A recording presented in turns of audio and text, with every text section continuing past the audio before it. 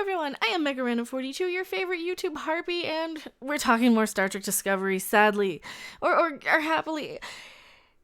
I do talk about other things on this channel, but it's just been a Trek load of dump this week, just piles of Trek stuff, just clogging up the internet. But, you know, it's a Trek heavy week, so we got a lot of Trek news. New photos from Discovery. Season 2, Episode 3, Point of Light. There is no light. There's no light in Discovery. Maybe the little lens flares that they flash in your face, I guess that's the one point of light. I know it's probably a point of light referring to those little red dots that they're going around chasing in search of Spock this season. Sound familiar? Yeah, it was a movie. It was already done, and they're just taking titles and shoving them into your face like, you know, hey, remember this? Well, we're going to do it sort of different now. Yeah. It's not fun. It's not fun to watch. It's really not. So welcome if you are brand new to the channel. Hopefully I'll make these videos entertaining for you. We will be covering other news, but Star Trek is like I said, very heavy this week. Let's get into this article. It comes to us from TrekCore.whatever. Go check out their website. It's time for another week of Star Trek Discovery episodic anticipation. No. You spelled dread and loathing wrong. You spelled like procrastination and regret wrong. That's not how you spell those. As today, we have half a dozen new photos from Point of Light featuring the turn of characters not seen since last season. Yay. Yeah, no. The worlds of Section 31 and the Klingon Empire collide in this week's new episode as Point of Light brings secret agent Philippa Georgiou and Leland, who's Alan Van Sprang? I don't know. But Michelle Yeoh, you might remember, she's like an award-winning actress, very popular. She's kind of not that great in this show if you haven't seen it. Out of Section 31's shadows and Hester Kronos, where High Chancellor L'Rell and her companion Ash Tyler, oh boy, are operating at the height of power. I said oh boy because I did scroll down and look at a couple of these photos, and that's when I decided I gotta make a video about this. I really have to talk about this, so let's just dive right into these pictures here. So this is picture 1. Let me move my face out of the way. I will just minimize me. So Michael Burnham and her adopted mother. This is supposed to be the mother of Spock, Amanda. Okay. Oh god. So then we have this. So Section 31 usually doesn't, from what I remember, I don't think they had ships. I think they had to like go and commandeer ships sometimes. They had to work with other officers because they were a secret organization. Nobody knew about Section 31. They were officially unofficial, or they were unofficially, they were just so classified, like there was no record of them. Now they have ships flying around. Really? No. And this is clearly just a redesign of the Shenzhou, because I guess they already had the set. It's probably going to be the same plot. They're probably going to be so lazy, they're just going to change the little insignia where you can actually see it on this ship. Oh, Klingons. Well, it's very, it looks very Stargate-y, because there's all gold and fire, and it could be a different system lord, I suppose. I kind of like, the costumes looks very plastic. They don't look very leather. They look very pleather. They look very vinyl. Like somebody went to Walmart and bought a yard of vinyl, or like a ream of vinyl material in the fabric department. And the cheap stuff. It looks like the cheap stuff. But, you know, interesting set for Stargate, I suppose. Totally not Klingon. This. What? Why? The soy Spock beard wasn't bad enough. Now you gotta give this guy a man bun. Really? A little ponytail. Klingons, okay, for the reference, Klingons had hair kind of like mine. It's very long and curly. Like, when I don't straighten my hair, it's very curly normally. And it kind of was very big and prominent, and that's kind of how Klingon hair was. They didn't have they didn't have barista man buns. You know, this guy works at Barnes and Noble. This guy works at Whole Foods. This guy rides a bike because he says it's for the environment, but because he's really too broke for a car. This guy watches cringe videos. This guy has no negativity sort of attitude and can't stand those haters. No, this is not a Klingon. This is not a Klingon. This is not a Klingon. And then what is this Miss Piggy thing next to you? I mean, seriously, you made her worse. I know she was supposed to be emancipated or not emaciated. Fuck, am I using wrong words? Emaciated. With like her cheeks sunken in the previous season. I'm not going to show you guys the Klingon tit thing where she actually rapes this guy. After this, she tortures him, cuts him open, experiments on him, swaps him out with a Klingon. This guy's actually a Klingon, kind of combined with a human. They have a really convoluted way of making that happen, and no, just no. And her dress looks terrible too. This looks like something I would find at Goodwill in like the dollar section on a half price day. Seriously, no. It looks so terrible. And now we got another bald Klingon again. Because that was always the biggest complaint, is why are they bald? Well, they shaved their heads because Kalis dipped a lock of hair in the ancient whatever to form the first bat'leth. Okay.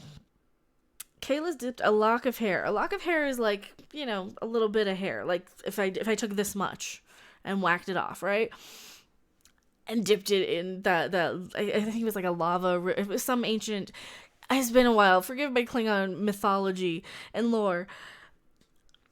It was a lock. It wasn't his entire hair. And I've complained about that on many, many videos. Also, let me go back. How long has this been from season 1 to 2? Because that's like a couple of years of hair growth on her. She was bald in season 1. Now she's a full head of hair. Nice. So more bald Klingons that look like they should be in Stargate. I suppose they look more like Unis from Stargate. We've already seen this picture. Ew. She's too. They made her face too fat. Like I don't know if she was just super skinny in season 1 and she's kind of filled out a little bit. I don't know. It looks weird. It just looks off-putting. And why are these columns back here? This is so something out of Stargate. This looks like Stargate kind of crystal stuff, like you would find with pretty much any episode of Stargate. Oh no. Did they not know what show they're working on? Okay, Ming the Merciless, nice evil empress, mustache twirling villain outfit here. Because when you're working for a top secret organization, you want to wear the most conspicuous costume ever. She's only missing a little painted on mustache on her face. Seriously, what? And that's the other image. So that's all the images. Oh my god. I'm not looking forward to this. This is going to be more Klingons, and the Klingons were the worst part. For those who don't remember, Leland's character was introduced in a deleted scene from seasons 1, Will You Take My Hand?, which first premiered at last spring's WonderCon convention, as has since spread onto the Discovery Season 1 Blu-ray special features. Yeah, where they apparently recruit Mirror Universe, basically Space Hitler.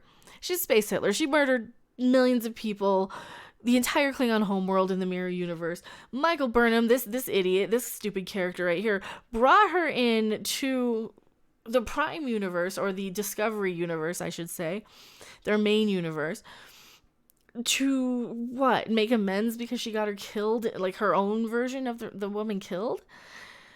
Such a stupid written, like every character is just so stupidly written in this show. Surprise visitors to the USS Discovery brings shocking news about Spock and dredges up past regrets for Burnham. Following the asteroid incident, Tilly struggles to keep a grip on her reality. Oh no, Tilly's going even worse. They already made Tilly so annoying in this last episode. Please don't make it worse. L'Rell's authority on Kronos is threatened. Well, she only has like this iPad that controls bombs that may or may not even be there. I mean, they're there according to the plot, but I mean, what reason do her people have to believe that?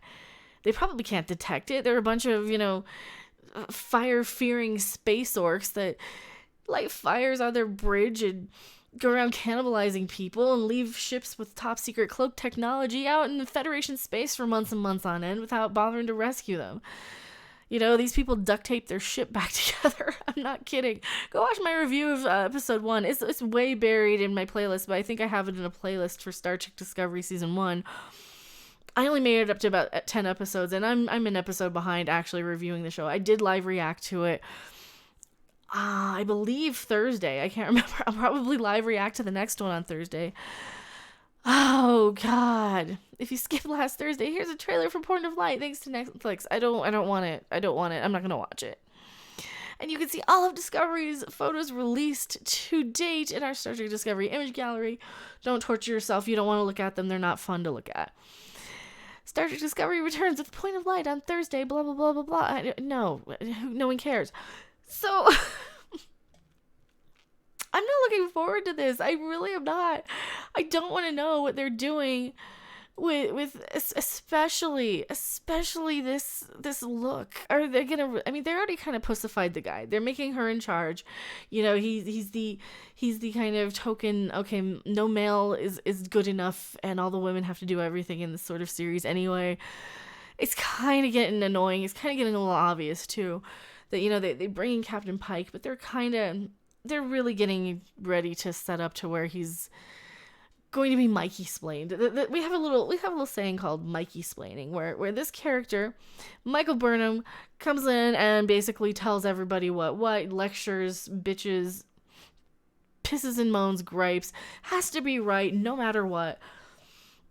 A horrible smug character. I can't stand her. The character. Now, keep in mind, I'm talking about the character, not the actress. I don't care. It's irrelevant. It's how the character's written. It's how it's directed. And how the character's being acted. And that can't really be entirely her fault. Because what does she have to work with? This character is written so poorly.